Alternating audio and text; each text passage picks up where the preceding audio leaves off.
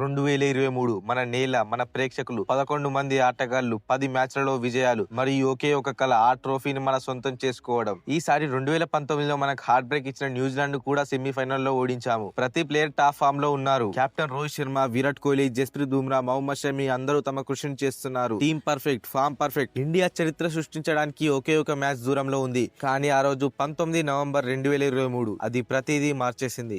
Match చూడడానికి వచ్చిన 132,000 మంది మౌనంగా ఉన్నారు. కానీ ఇది జరగడం ఇది మొదటిసారి మాత్రమే కాదని మనకి ఇప్పటికీ తెలుసు. 2019 సెమీఫైనల్లో, 2017 ఛాంపియన్స్ ట్రోఫీ ఫైనల్లో. కానీ ఈసారి కథ కొంచెం డిఫరెంట్ గా ఉంది. ఎందుకంటే 2023 వరల్డ్ కప్ సాధారణ వరల్డ్ కప్ కాదు. ఇది టీమిండియాకు సరైనది. ఎందుకంటే home world cup, perfect team, perfect form. అయినప్పటికీ ఈసారి కూడా మనకు అదే ముగింపు వచ్చింది. కానీ దీని వెనుక కారణం ఏమిటి? ఏ తప్పులు మరియు నిర్ణయాల వల్ల మనం ఓటమికి దారి తీసింది? మనం డామినేట్ చేసి వరుసగా 10 మ్యాచ్లు గెలిచాము. పర్ఫార్మెన్స్ ఇంపార్ట్ అయిన 11వ మ్యాచ్ లో మనం ఓడిపోయాము. 2023 వరల్డ్ కప్ ఇండియా ఎందుకు ఓడిపోయింది? ఈ వీడియోలో దాని అన్నిటి గురించి తెలుసుకున్నాం. ఇప్పుడు 2023 వరల్డ్ కప్ మనకు ఎందుకు అంత ఇంపార్టెంటో అర్థం చేసుకోవాలి. దాన్ని అర్థం చేసుకోవాలంటే మనం కొంచెం వెనక్కి వెళ్ళాలి. 2014 నుండి 2022 వరకు ఇండియా టీం ఒక్క ట్రోఫీని కూడా గెలవలేకపోయింది. 2021 టీ20 వరల్డ్ కప్ అయితే ఇండియా గ్రూప్ స్టేజ్ లోనే ఎలిమినేట్ అయింది. దాన్ని పక్కకు పెడితే 9 ఏళ్లలో అన్ని ఇతర టోర్నమెంట్ లో ఇండియా ఫైనల్ లేదా సెమీఫైనల్ కు చేరుకుంది. సంవత్సరాలు గడిచే కొద్దీ ఇండియన్ టీం పై ఐసీసీ ట్రోఫీని గెలవాలనే ఒత్తిడి పెరిగింది. ఫార్మెట్లు మారాయి, సంవత్సరాలు మారాయి, కెప్టెన్లు కూడా మారారు. కానీ ఫలితం మాత్రం ప్రతిసారి ఒకేలా ఉంది. ఇది 9 సంవత్సరాల పాటు ఇండియా టీం ని వెంటాడింది. కాబట్టి ఇండియాకి 2023 వరల్డ్ కప్ గెలవడం చాలా ముఖ్యం. ఈసారి ఎందుకు ఇంత డిఫరెంట్ గా ఉంది? ఎందుకంటే ఈ టోర్నమెంట్ ఇండియాలో జరుగుతుంది. ఇంతకు ముందు జరిగిన 3 ఓడిఐ వరల్డ్ కప్ లు ఏ దేశంలో జరిగితే ఆ దేశం గెలిచింది. 2019లో ఇంగ్లాండ్, 2015లో ఆస్ట్రేలియా మరియు 2011లో ఇండియా.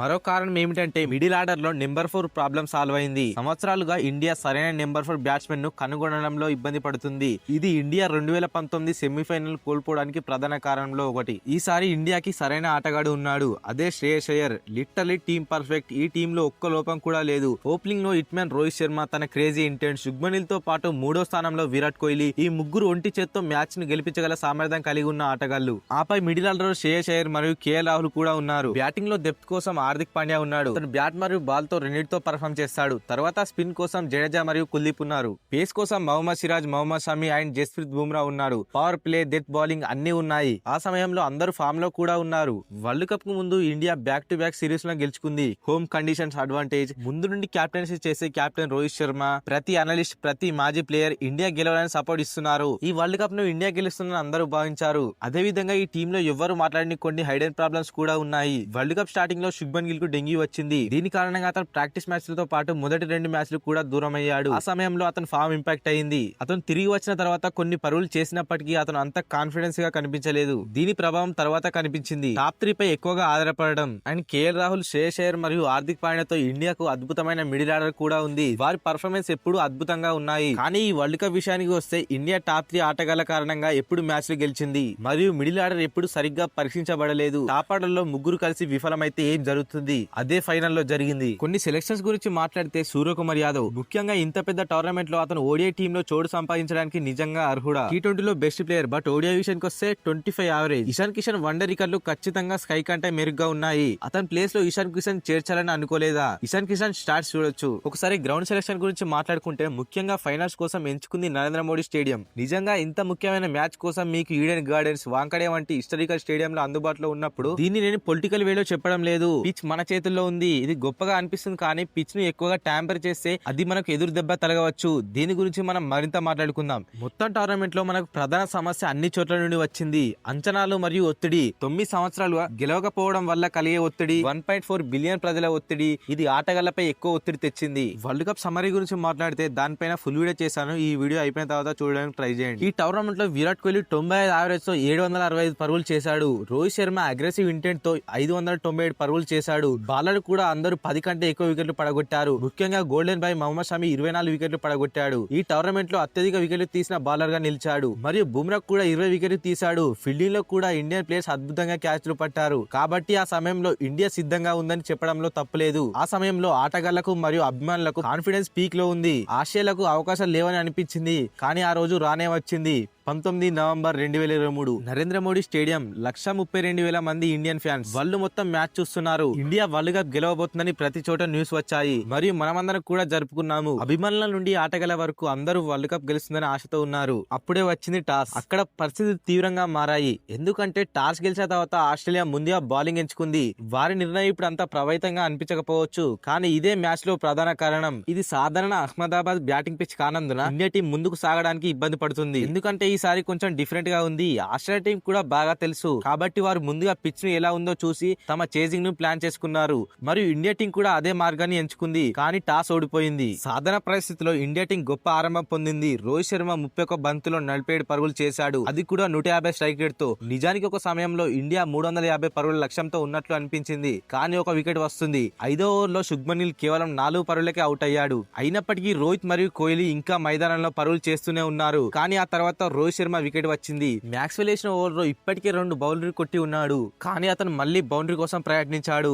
ఈసారి బంతి ట్రావిస్ చేతిలోకి వెళ్ళింది. వాస్తవానికి ట్రావిస్ అద్భుతమైన క్యాచ్ పట్టాడు, ఇది చాలా ఆకట్టుకుంది. కానీ రోహిత్ శర్మ తన వికెట్ ను కోల్పోయాడు. ఆపై ఇండియా మిడిల్ ఆర్డర్ ఒత్తిడికి వచ్చింది. ఇది వారికి ఇంత ముందు మ్యాచ్ లలో అలవాట్లేదు. శ్రేయస్ అయ్యర్ కూడా అవుట్ అయ్యాడు మరియు వరల్డ్ కప్ ఫైనల్లో ఒత్తిడి చాలా పెరిగింది. కోహ్లీ మరియు కేఎల్ రాహుల్ ఇన్నింగ్స్ ను నిర్మించడానికి ప్రయత్నించారు, కానీ పిచ్ చాలా నెమ్మదిగా ఉండడం వల్ల బ్యాటింగ్ కి ఇబ్బందిగా మారింది. దాదాపు 15 ఓవర్లలో ఒక్క బౌండరీ కూడా కొట్టలేదు, మరియు దట్టు వరల్డ్ కప్ ఫైనల్లో. బౌండరీలు కొట్టనప్పుడు ఒత్తిడి పెరుగుతుంది. అప్పుడు విరాట్ కోహ్లీ వికెట్ కోల్పోయాడు. కేఎల్ రాహుల్ ఇంకా గ్రీజ్ లోనే ఉన్నాడు. అతను 107 బంతుల్లో కేవలం ఒక్క బౌండరీతో సహా 66 పరుగులు మాత్రమే చేయగలిగాడు, మరియు అతని స్ట్రైక్ రేట్ 61 మాత్రమే. ఒత్తిడి నుంచి బయటకు తీసుకురావాలని అనుకున్నాడు. పిచ్ స్లోగా ఉండడం వల్ల బ్యాటింగ్ ఇబ్బందిగా మారింది. దాని మధ్యలో బౌండరీలు కొట్టి ఉంటే బాగుండేది. ఆపై మిడిల్ ఆర్డర్ కూడా పెద్దగా ఏం చేయలేదు. హార్దిక్ పాండ్యా స్థానంలో జట్టుకు వచ్చిన సూర్యకుమార్ యాదవ్ 28 బంతుల్లో కేవలం 54 స్ట్రైక్ రేట్ తో 18 పరుగులు మాత్రమే చేశాడు. వరల్డ్ కప్ ఫైనల్లో బ్యాటింగ్ అవసరమైన చోట అతను ఫెయిల్ అయ్యాడు.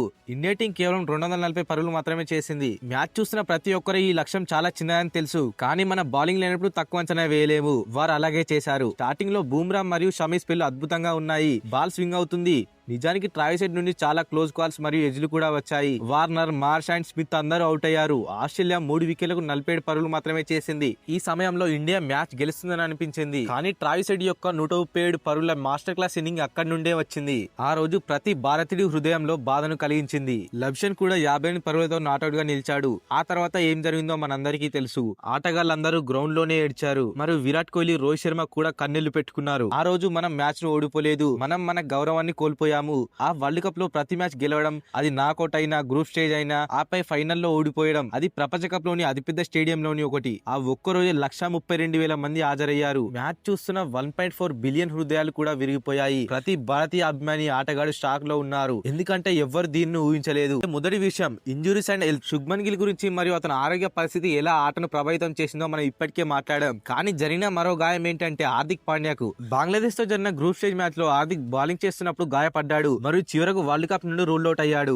హార్దిక్ పాండ్యాకు సరైన రీప్లేస్మెంట్ ఇండియాకు లేదు. క్లచ్ ప్లేయర్ లేకుండా వరల్డ్ కప్ ఫైనల్లోకి ప్రవేశించడం ఖచ్చితంగా ఇండియా మ్యాచ్ ను కోల్పోవడానికి ప్రధాన కారణంలో ఒకటి. అతని రోల్ చాలా ముఖ్యమైనది కాబట్టి మనం ఇప్పటికే చాలా మ్యాచ్లలో దానిని చూసాము. తర్వాత poor squad and team selection. All rounder గా హార్దిక్ రీప్లేస్మెంట్ లేదు కాబట్టి టీమ్ లో బ్యాట్స్మెన్ ను ఆడిపియాల్సి వచ్చింది. వారు ఎంచుకుంది సూర్యకుమార్ యాదవ్ ని. నిజంగా అద్భుతమైన T20 బ్యాట్స్మెన్, కానీ అతను ఓడి యావరేజ్ 25 మాత్రమే. దీనికి పరిష్కారం ఇషాన్ కిషన్ ఆడిపియడం కావచ్చు. అది కూడా గత మ్యాచ్ లలో ఫెయిల్ అయినప్పటికీ ఇషాన్ కిషన్ కు ఛాన్స్ ఇవ్వలేదు. ఇషాన్ కిషన్ యావరేజ్ సూర్య కంటే మెరుగ్గా ఉంది, అయినప్పటికీ అది జరగలేదు. తరువాతది పిచ్ చేంజెస్. అహ్మదాబాద్ లోని స్టేడియం లో పిచ్ మారుస్తున్నట్లు మహమ్మద్ కేఫ్ ఒక బ్రోడ్కాస్ట్ లో చెప్పాడు. మొదట్లో అహ్మదాబాద్ పిచ్ కొంచెం బ్యాటింగ్ కు అనుకూలంగా ఉండేది, మరియు Australia main strength fast bowling, కాబట్టి పిచ్ నెమ్మదిగా చేయడం ద్వారా పేసర్లకు న్యూట్రలైజ్ అవుతుంది. కెప్టెన్ రోహిత్ శర్మ మరియు కోచ్ రాహుల్ ద్రావిడ్ ఈ నిర్ణయాన్ని తీసుకున్నారు, కానీ మన ఓన్ స్టేట్ బ్యాటింగ్ ను తగ్గించుకుంటున్నారు. అవును, ఎందుకంటే నరేంద్ర మోడీ స్టేడియం కొంచెం పెద్ద స్టేడియం. నెమ్మదిగా ఉండే పిచ్ పై పొడవైన బౌండరీ ఎల్లప్పుడూ చేజింగ్ జట్టు కి అనుకూలంగా ఉంటాయి. మరియు నిజానికి చెప్పాలంటే ఈ మ్యాచ్ ఈడెన్ గార్డెన్స్ లేదా వాంకడే స్టేడియంలో జరగాలి, ఎందుకంటే ఇండియన్ టీం కు అక్కడే ఎక్కువ అనుభవం ఉంది.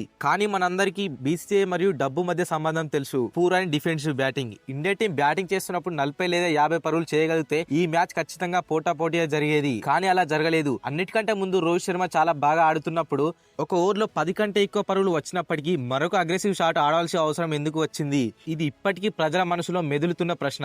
అతను ఆస్ట్రేలియాకు తన వికెట్ ను ఇచ్చాడు ఎందుకంటే అతను సెట్ బ్యాట్స్మెన్. ఇప్పటికే 30 బంతులు ఆడి ఉన్నాడు. గిల్ కొద్దిసేపటి క్రితమే అవుట్ అయ్యాడు కాబట్టి అతను దానిని దృష్టిలో పెట్టుకుని మరింత సురక్షితంగా ఆడాలి. ఫైనల్ మ్యాచ్ లో శుభ్మన్ గిల్, శ్రేయస్ అయ్యర్ వంటి యంగ్ ప్లేయర్స్ ఫెయిల్ అయ్యారు. ఆ రోజు వారిలో ఒక్కరైనా తమను తాము నిలబెట్టుకుంటే ఖచ్చితంగా డిఫరెంట్ గా ఉండేది. కానీ వారిద్దరు సులభంగా అవుట్ అయ్యారు. మరియు సూర్యకుమార్ యాదవ్ ను కూడా మర్చిపోవద్దు.